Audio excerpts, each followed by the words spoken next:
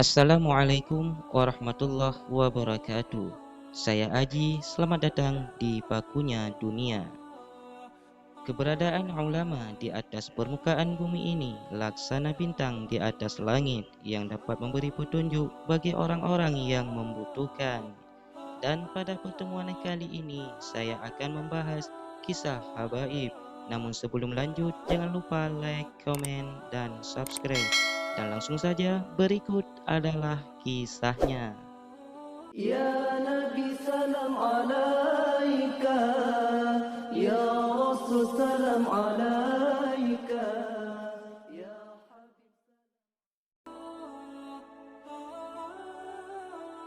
Habib Abdullah Keramat Empang Bogor wafat pada hari Rabu awal bulan Muharram 1352 Hijriah bertepatan 26 April 1933 Masehi dalam usia 86 tahun.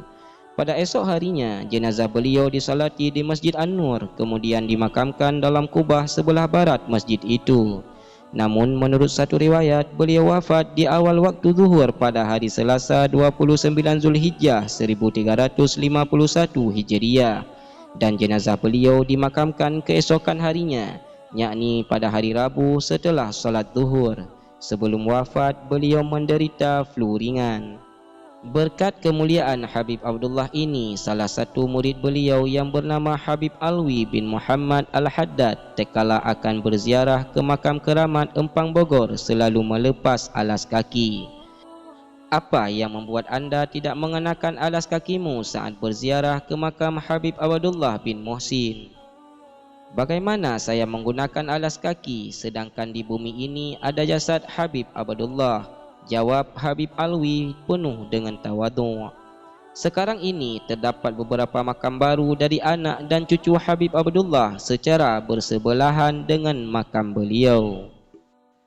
Setiap tahunnya di kawasan Empang Bogor, Jawa Barat selalu dibanjiri ribuan penziarah yang datang dari berbagai pelosok tanah air, bahkan mancanegara. Haul Habib Abdullah diselenggarakan setiap tahunnya tanggal 23 Rabiul Awal bulan Maulid.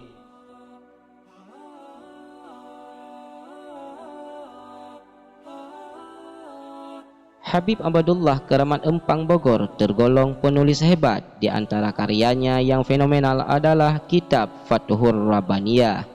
Konon kitab ini hanya khusus dikaji di kalangan tokoh-tokoh dan ulama, disebabkan kedalaman dan keluasan kandungan isinya. Adapun karangan beliau yang lain adalah tentang khasiat Ratibul Atas dan Ratibul Haddad.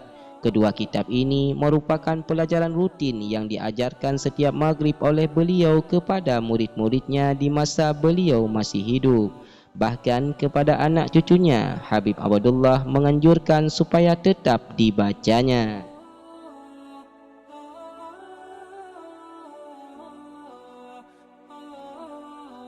Masjid Keramat Empang didirikan di sekitar tahun 1828 Masehi. Perletakan batu pertama masjid ini dilakukan bersama para habaib dan ulama-ulama besar di Indonesia waktu itu. Di area komplek Masjid Keramat ini terdapat rumah peninggalan Habib Abdullah yang sekarang ditempati oleh Khalifah Masjid, yakni Habib Abdullah bin Zain Al-Attas. Di dalam rumah itu masih ada peninggalan-peninggalan dari Habib Abdullah bin Muhsin Al-Attas. Di belakang masjid inilah bersemayam makam tokoh besar waliullah Habib Abdullah atau populer dengan sebutan Mbah Empang atau Buyut Empang.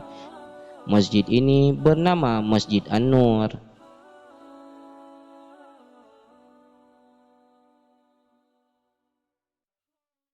Di sekitar area Masjid Keramat Empang terdapat peninggalan rumah Habib Abdullah, yang kini rumah itu ditempati oleh Khalifah Masjid yang bernama Habib Abdullah bin Zain Al-Attas. Di dalam rumah tersebut terdapat kamar khusus yang tidak bisa sembarangan orang memasukinya, karena kamar itu merupakan tempat khalwat dan zikir beliau. Bahkan di sana terdapat peninggalan beliau seperti tempat tidur, tongkat, gamis dan serbannya yang sampai sekarang masih disimpan utuh. Di rumah tersebut juga terdapat kitab-kitab beliau yang jumlahnya kurang lebih 850 kitab. Namun yang ada sekarang tinggal 100 kitab saja. Sisanya disimpan di Jamatul Khair atau Robitah yang berada di Tanah Abang, Jakarta. Wallahu a'lam bishawab.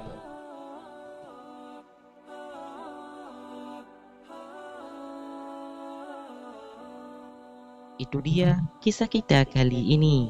Nasihat dari para ulama barangkali bisa membuat kamu lebih semangat dalam menjalani kehidupan, lebih tabah menghadapi setiap ujian. Jangan pernah merasa bahwa hanya kamu satu-satunya yang diberi ujian. Setiap orang memiliki ujiannya sendiri dalam kehidupan. Menjadi menang atau tidak atas ujian tersebut tergantung usaha kamu dalam menyikapinya. Saya Aji, pakunya dunia, undur diri. Wabillahi taufik wal hidayah. Wassalamualaikum warahmatullahi wabarakatuh.